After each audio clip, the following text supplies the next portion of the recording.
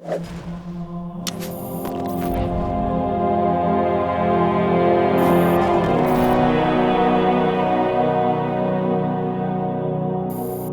is the awesome DLC map called Tempest. Hey, I'm Sam Jones and I'm a lead environment artist. I'm Rob Adams and I'm a lead environment artist. Mike Bilterman, I own Bungie. Mike Bilterman, I'm a senior level artist.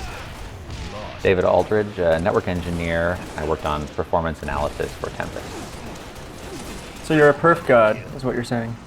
I'll take pretty much any kind of godhood. Crown King of Perf. Perf, if I have to, I suppose. Perf and crannies. Perf and crannies.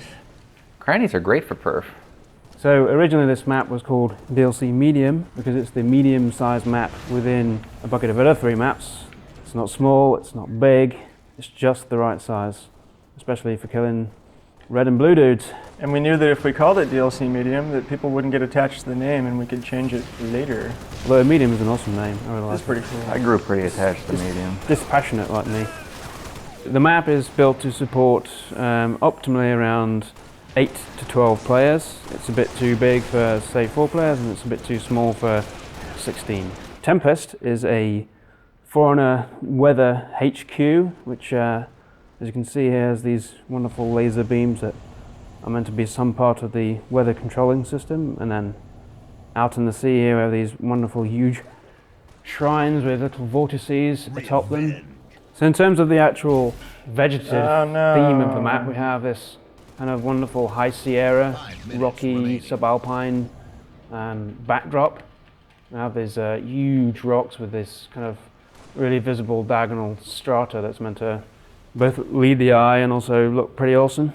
We tried to really separate the terrain into parts that were really, really distinguishable from each other so that anytime a player spawned or you're running around a corner, immediately tell where you are. I think it's more frustrating than spawning and having to whip the camera from left to right 3 or 4 times to figure out where you are. We really tried to focus on making one side dry and different and one side wetter and greener.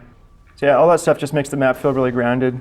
We borrowed heavily from real geographic regions, Mirth, and the fiction behind the Forerunners is that they ran around and they collected samples from all over the universe and put these ecosystems together. Especially based much of the palette on Yosemite National Park in California. Yeah, actually the whole Sierra Nevada just gave us a lot of photo reference. The Tahoe area, Lake Tenaya in Yosemite, Sam said, the Merced River, this river that you see down along the cliffs. I had 15 or 20 high-res photo references of the Merced River, and I tried to hit the exact color and the little foamy bits that you see in the water and the way that the waterfalls go in and the types of grasses that you see growing along the side.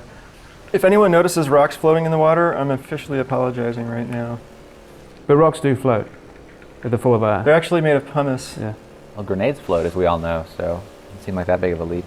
So we wanted to make this map play really well, and the best way to do that was to playtest the crap out of it. So we playtested almost every single day for about 5 months, and when you play the map yourself, you will find that it really does play exceptionally well, because we put all that effort into it. One of the keys to playtesting... Nice. Oh yeah, stick the landing. We're gonna get murdered. We're gonna die. Why, Mike?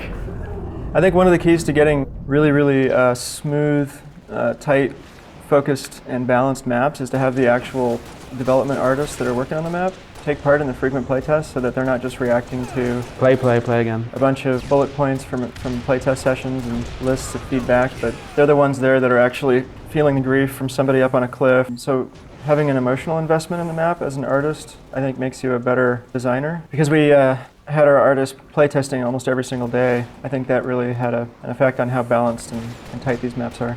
We playtested early on with a Banshee in the default palette, but it proved to be too overpowering, so now the Banshees are only really available in Forge palette setup. It was too awesome, actually, Sam. Otherwise made us cut it. Yeah, it is a lot of fun, but it is quite overpowering.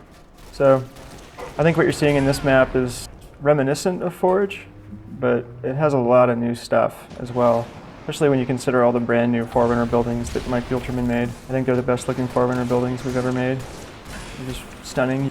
Yes, it has the most expansive palette we've shipped other than Forge World. It has a lot of real estate to actually build upon, whereas the other 2 maps are a bit more constricted. Also the laser beam, you get a Banshee and you fly around and you stray too close to the laser beam, it'll actually EMP you and the Banshee will go in a downward spiral. It's quite a lot of fun. Our producer Sam Arguez didn't want that to happen. So we had to put it in there for. We had to put it in, and then he was glad we did, and we were glad he let us do it. He's not always a killjoy.